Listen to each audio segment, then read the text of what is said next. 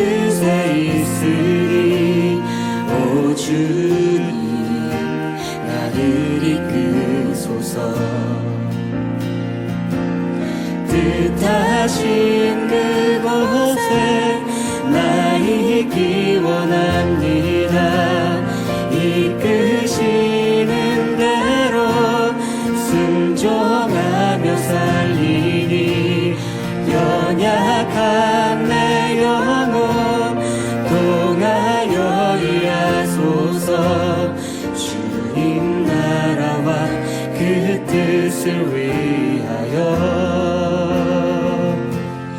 오 주님 나를 이끄소서.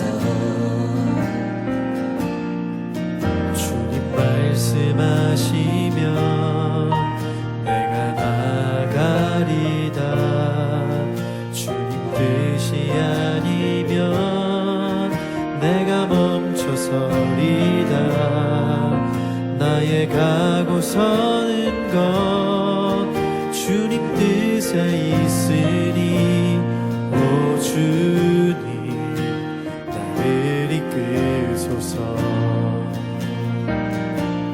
뜻하신 그곳에 나 있기 원합니다. 이끄시는 대로 순종하며 살리니 연약한 내 영혼 동하여 일하소서. 주님 나라와 그 뜻을 위하여 뜻하신 그곳에 나 있기 원합니다. 이끄시는 대로 순종하며 살리니 연약한 내 영혼 동하여 일하소서. 주님 나라와 그 뜻을 위하여 오 주님 나를 이끄소서. 오 주님 나를 이끄소서. 오 주님 나를 이끄소서.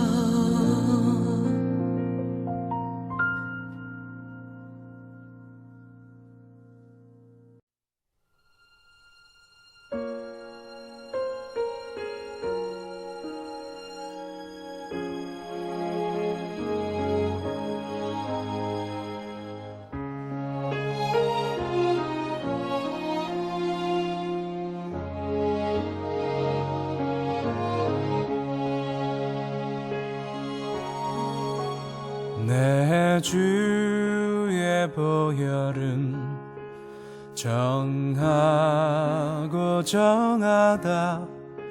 내 죄를 정케 하신 주 날 오라 하신다. 약하고 추해도 주께로 나가면 힘 주시고 내 주 하늘 곧 씻어주시네. 내가 주께로 지금 가오니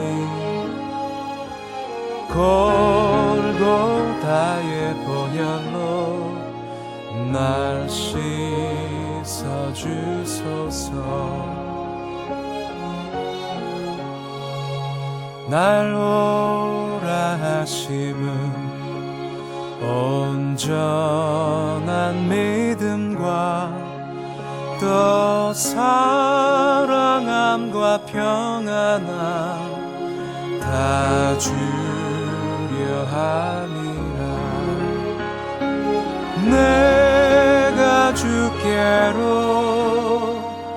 지금 가오니 골고다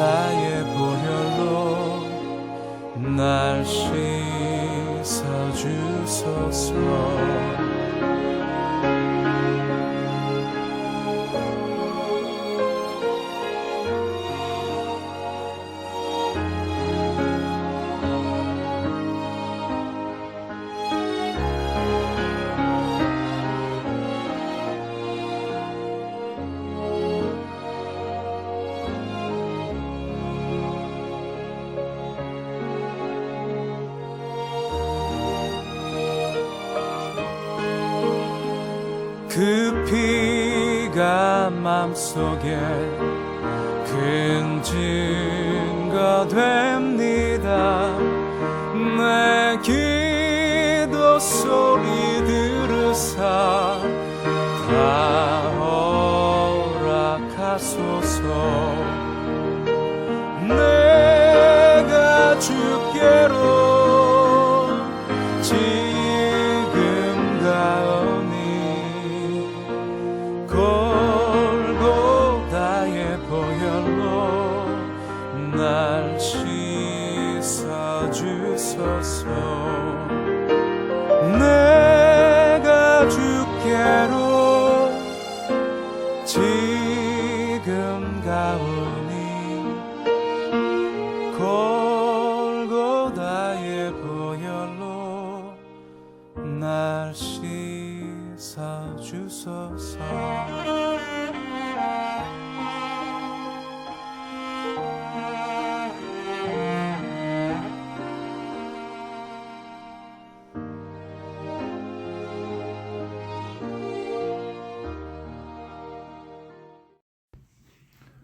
네, 오늘의 말씀 누가복음 13장 1절로 9절 말씀 봉독하겠습니다.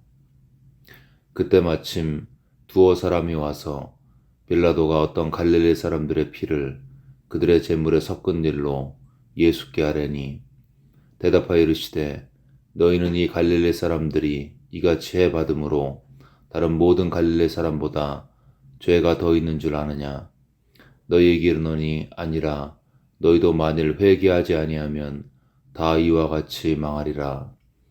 또 실로암에서 망대가 무너져 치어 죽은 18사람이 예루살렘에 거한 다른 모든 사람보다 죄가 더 있는 줄 아느냐?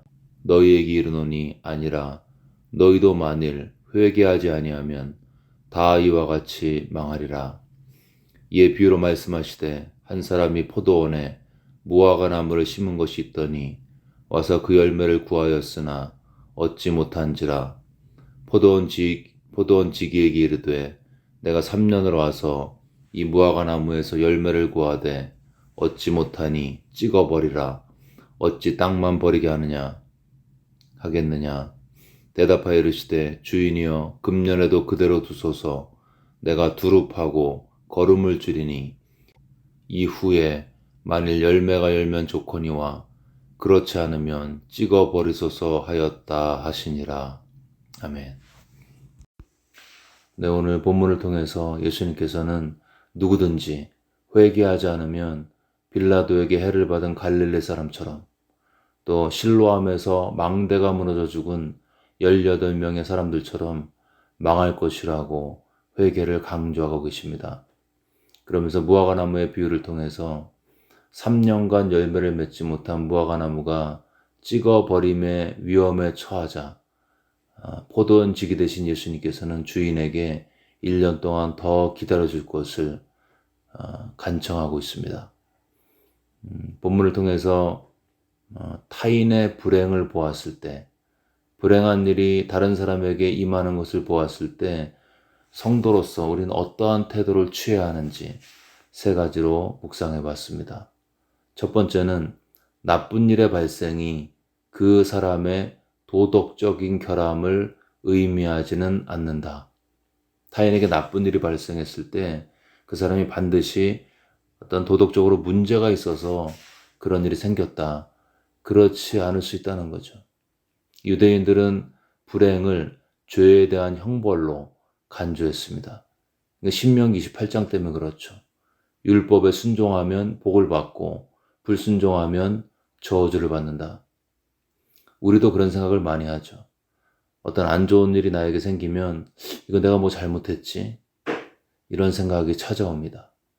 다른 사람에게 불행이 찾아오면 저 사람 뭔가 잘못했나 봐. 보교하는 다른 애. 이런 생각을 하기 쉽죠. 이러한 우리들의 선입견, 잘못된 생각에 대해서 예수님은 오늘 본문에서 2가지 예를 통해서 그렇지 않다고 수정하고 계십니다. 첫 번째는 빌라도가 갈릴리 사람의 피를 자신들이 드리는 죄물에 섞은 일, 이 정치적인 살인이죠. 두 번째는 실로암 근처에 서 있다가 18명이 망대가 무너지는 바람에 죽는 사건. 이건 그냥 사고였습니다. 예수님은 정치적인 살인이건 사고건 여러 가지 다양한 원인 때문에 목숨을 잃은 그 사람들의 도덕성이 여기 멀쩡하게 서 있는 너희들보다, 유대인들보다 더 악하지 않다고, 더 부족하지 않다고 그렇게 말씀하신 것입니다. 불행과 도덕성이 반드시 일치하는 것은 아니라는 거죠. 죽느냐 사느냐가 그 사람의 의로움의 정도를 드러내지 않습니다. 즉 죽었다고 해서 그 사람이 더 불의한 것도 아니고 살아있다고 해서 더 의로운 것도 아니라는 것입니다. 주변 사람들에게 불행이 임했을 때 나는 어떤 생각을 하고 있는지, 오늘 말씀은 우리의 마음에 타인의 불행에 대해서 내가 자연스럽게 가지고 있는 천연적인 반응, 즉 저 사람은 죄가 많아서 그래 라는 선입견, 잘못된 생각이 하나님 앞에 교정되어져야 함을 증거하고 있습니다. 혹시 부지불식간에 타인을 불행 때문에 정죄하고 있다면 나는 그 순간에 내가 가지고 있는 그 판단을 예수님의 판단보다 더 지혜롭게 생각하는 어리석음을 범하고 있는 것입니다. 여러분, 불행이 죄의 결과를 의미하지는 않습니다. 두 번째는 타인의 불행을 봤을 때 그런 일을 보면서 그것을 나에 대한 경고로 삼아서 회개의 기회를 삼으라는 것입니다. 타인에게 불행이 임했는데 저 불행이 나에게도 임할 수 있다라고 회개하라는 것이죠. 5절에 보시면 너희도 만일 회개하지 아니하면 다 이와 같이 망할 것이라. 타인의 불행을 저거 왜 생겼나 묵상하고 있던 유대인들에게 너희들도 마찬가지다. 너희들도 회개하지 않으면 그 사람들처럼 저렇게 망하게 될 것이다. 남의 불행을 보면서 그 불행이 나에게도 임할 수 있음을 기억하고 나도 회개하라는 것입니다. 타인의 불행을 타산지석 삼아서 나를 돌아보라는 것이죠. 남을 향해서 지적했던 손가락이 이제는 나에게도 향할 수 있다는 것을 기억하고 겸허하게 자신을 돌아보라는 것입니다. 회개하지 아니하면 다 망하리라. 주님의 무서운 말씀처럼 들리죠. 근데 이 말씀이 무서운 말씀처럼 들리지만 우리가 망한다에 초점을 두면 두려운 말씀이죠. 근데 사실 이 말씀은 살리려고 주신 말씀이죠. 살 길을 주시기 위해서 이 경고를 하시는 것입니다. 회개하면 산다. 돌이키면 산다. 다시 주님께로 나오면 산다. 이게 주님의 살리시는 메시지인 것입니다. 여러분, 죽음은 모든 인간에게 선포되어져 확정되어진 공통의 운명이죠. 인간은 하나님의 법정에서 이미 사형 선고가 내려진 기결수인 것입니다. 다만 그 집행이 미뤄져 있을 뿐이죠. 어떤 사람은 10년, 어떤 사람은 12년, 어떤 사람은 50년이 남았을 뿐입니다. 언제 집행될지 몰라 두려워하는 사형이 이미 확정되어진 미결수의 두려움이 모든 인간 안에 있습니다. 다 죽는다는 거죠. 근데 감사하게도 전혀 소망이 없는 인간에게 살 길이 있다는 것입니다. 살 수 있다는 것입니다.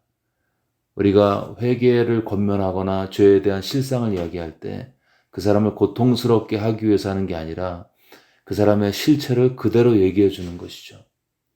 왜냐면 그렇게 자기 죄에 대한 철저한 자각이 있을 때 회개를 하게 되고 회개할 때 살 수 있는 길로, 생명의 길로 나아갈 수 있기 때문인 것입니다.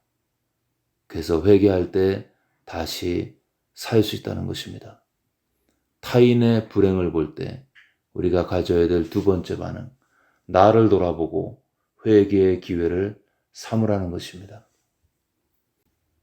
남의 불행을 보고 생각할 세 번째 주제는 우리가 다 회개해야 하는데 회개는 열매로 드러난다는 것입니다. 회개는 눈에 보이지 않죠. 마음의 활동이기 때문에 눈으로 볼 수가 없습니다. 회개합니다. 이런 말이 중요하지만 말을 했다고 다 회개한 것이 아니죠. 회개하면서 눈물을 흘릴 수 있지만 그것도 중요하긴 하지만 눈물이 반드시 회개를 의미하진 않습니다. 우리는 드라마 보면서도 울죠. 그냥 내 신세가 한탄스러워서도 울 수 있습니다. 아마 유다는 목매어 자살하면서 소리 없이 울었겠죠. 회개한다는 말은 그 말을 해야 하지만 그 말 자체가 회개를 의미하지 않습니다. 회개는 눈물을 흘리는 것이 좋은 것이지만 그 눈물 자체가 회개를 의미하지 않습니다. 그렇다면 회개는 무엇으로 결정되는가? 주님께서 말씀하십니다.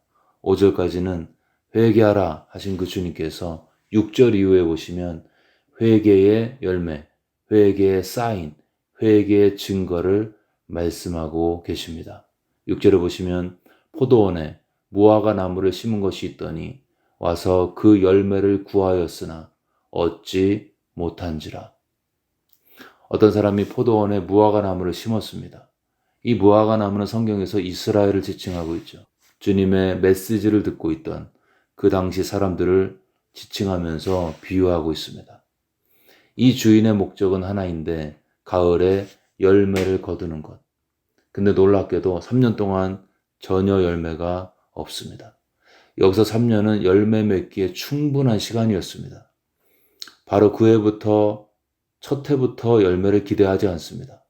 심고 물 주고 거름 주고 잡초 뽑고 한 해 지나고 두 해 지나고 세 해 지납니다. 이 정도면 열매 맺는 게 정상이죠. 근데 놀랍게도 열매가 여전히 없습니다. 이건 비정상입니다. 그래서 주인은 도대체 이해할 수가 없습니다. 정리하려고 하죠. 그랬더니 포도원 지기가 중간에서 중재하고 있습니다. 주인님, 금년에는 그대로 두십시오. 내가 더 열심히 파고 거름을 줄이니 그 후에도 열매가 없으면 그때 찍어 버리십시오. 이 메시지를 듣고 있던 유대인들에게 너희들이 회개하지 않으면, 더 정확하게 회개의 열매가 없으면 너희들도 곧 망할 것이라는 경고인 것입니다. 여기서 포도원 지기는 예수님이시죠.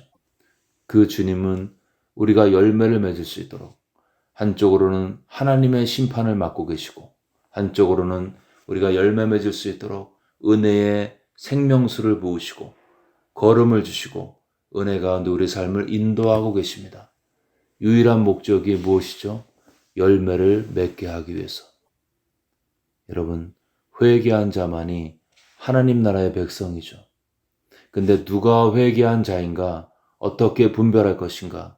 그 기준은 그 삶에 회개에 합당한 열매가 있느냐 없느냐, 그것이 기준인 것입니다. 여기서 질문이 생기죠. 과연 열매가 무엇인가? 나는 이런 열매를 맺고 있는가? 주님께서 열심히 내 심령을 파시고 걸음을 주시고 또 내가 예배 가운데 찬양하고 은혜 받고 말씀 들으면서 감동받고 또 천사를 통해 도우시고 마음에 말씀하시는데, 그렇게 주님이 열심히 내 마음에 역사하시는데 나는 과연 열매를 맺고 있는가? 이 질문에 대한 답을 하려면 열매가 무엇인지 그것이 중요하겠죠. 열매의 첫 번째 특성은요, 드러난다는 것입니다. 여러분, 나무가 살았는지 죽었는지 알려면 겉으로 봐서는 모를 수 있습니다. 나무가 죽었다고 이렇게 옆으로 누워있지 않죠. 땅에 그래도 박혀 있습니다. 겉으로 봐서는 살아있는 나무랑 비슷하게 보일 수 있습니다. 겉으로는 생명 여부가 확인되지 않습니다. 그런데 시간이 지나면 그 나무가 살았는지 죽었는지 알 수 있습니다.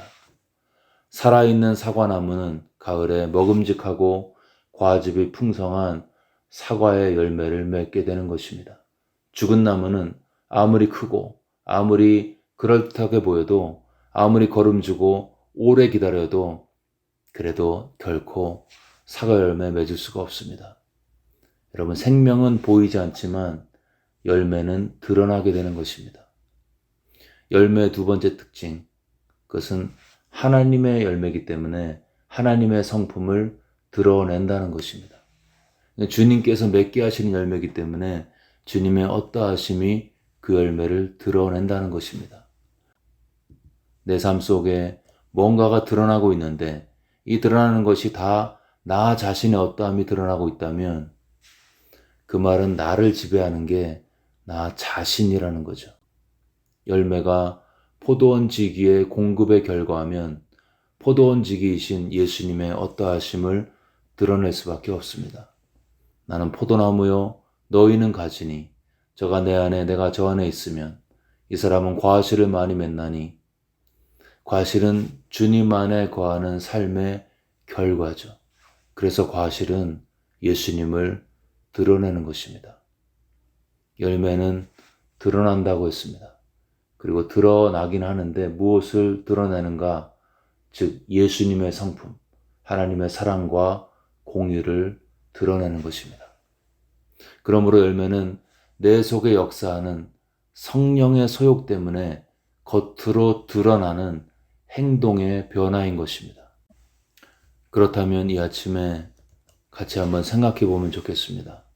내 삶에 성령의 열매가 맺어지고 있는지, 사랑과 희락과 화평과 자비와 충성, 온유, 절제, 이런 하나님께 속한 어떠하심이 내 안에, 내 성품에, 내 삶의 모습 속에 드러나고 있는지. 목사님 잘 모르겠는데요. 그런 분들이 있다면 가족들한테 물어보시면 됩니다. 나는 나에게 너무나 익숙해져 있기 때문에 내 내면의 변화를 잘 모를 수도 있습니다. 타인은요, 일주일에 한 번 만나기 때문에 얼마든지 속일 수가 있죠.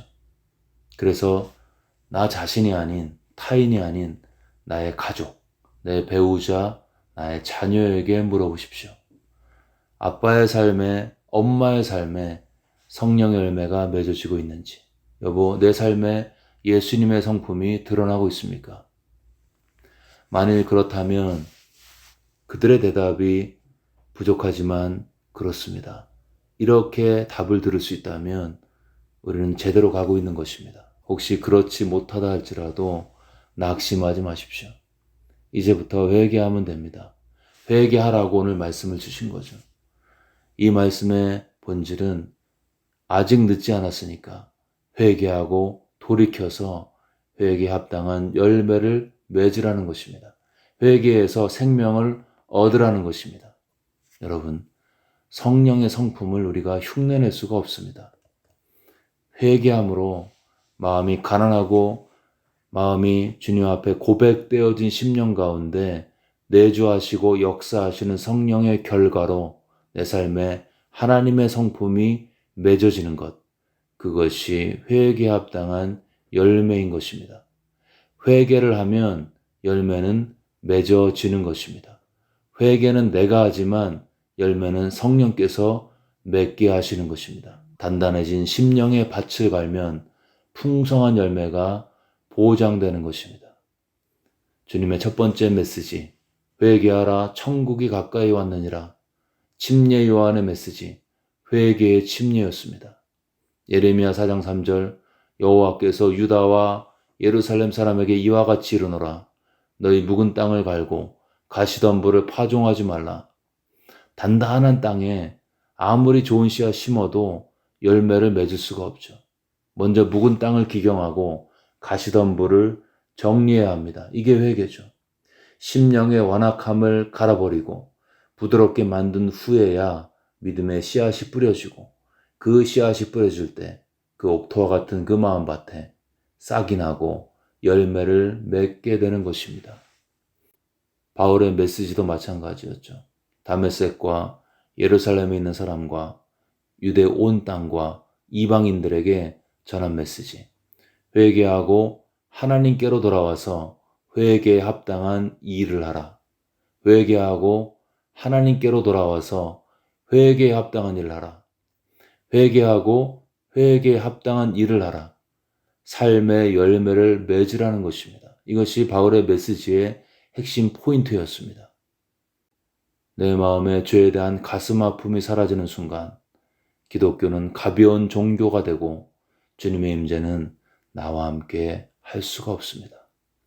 회개의 깊은 물을 기를 때 그 죄를 용서하신 예수님을 더 사랑하게 되고 그 사랑에 대한 감격과 감사가 내 마음을 지배할 때 그의 심령 가운데 주께서 역사하시고 그 결과 삶이 변하게 되는 것입니다.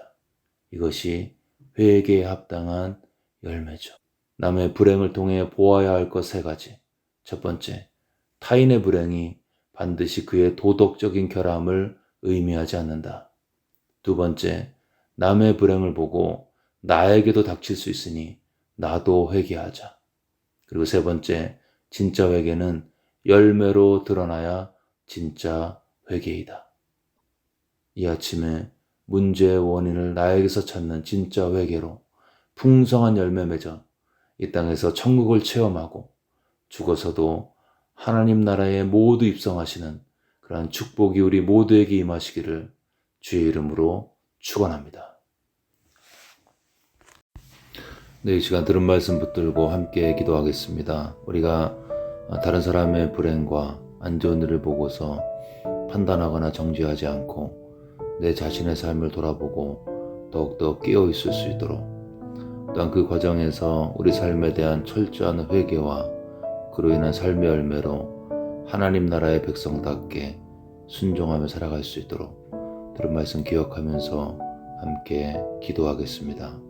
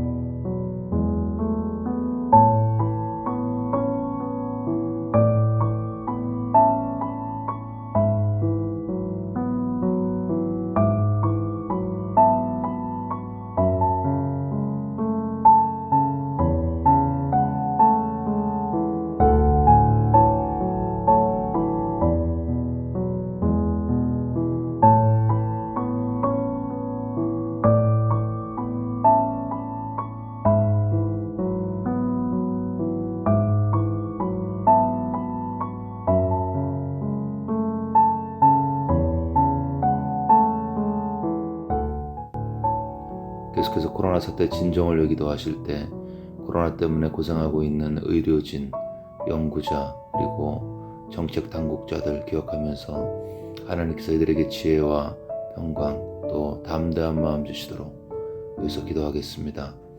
또한 코로나 때문에 힘들어 하시는 분들, 많은 것을 잃고 고통당하는 분들, 육체와 재정적으로 힘든 분들 기억하면서 코로나 사태 때문에 힘들어 하시는 분들, 고생하시는 분들 축복하면서 기도하겠습니다.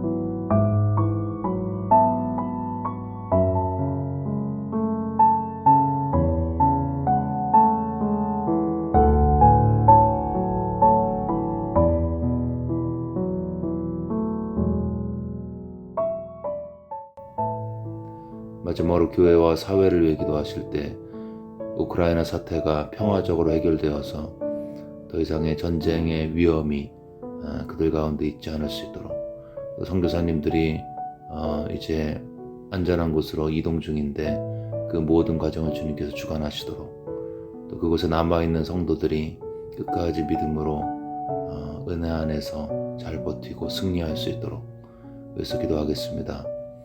이제 곧 시작되는 교육훈련에 많은 성도들이 참여하고 또 그 시간을 통해서 교회가 든든하게 세워질 수 있도록, 또 차세대가 세워지는 교회가 될 수 있도록, 특별히 이를 위해서 유스 사역자가 하루빨리 청빙되어질 수 있도록 기도하겠습니다. 일단 주변에 몸과 마음이 아파서 힘들어하시는 분들 하나님께서 치유와 회복으로, 또 그 마음 깊은 곳에 하늘의 평강으로 함께 해달라고 교회와 사회를 위해서, 또 세계를 위해서 같이 한번 기도하겠습니다.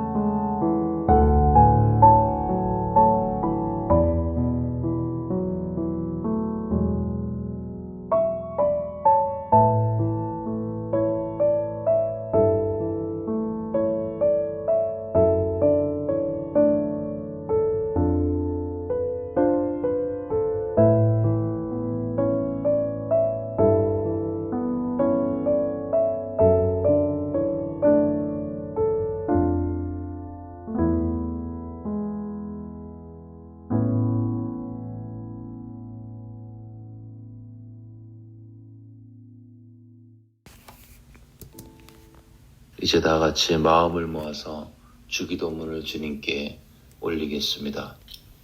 하늘에 계신 우리 아버지여, 이름이 거룩히 여김을 받으시오며 나라가 임하옵시며 뜻이 하늘에서 이루어진 것 같이 땅에서도 이루어지이다.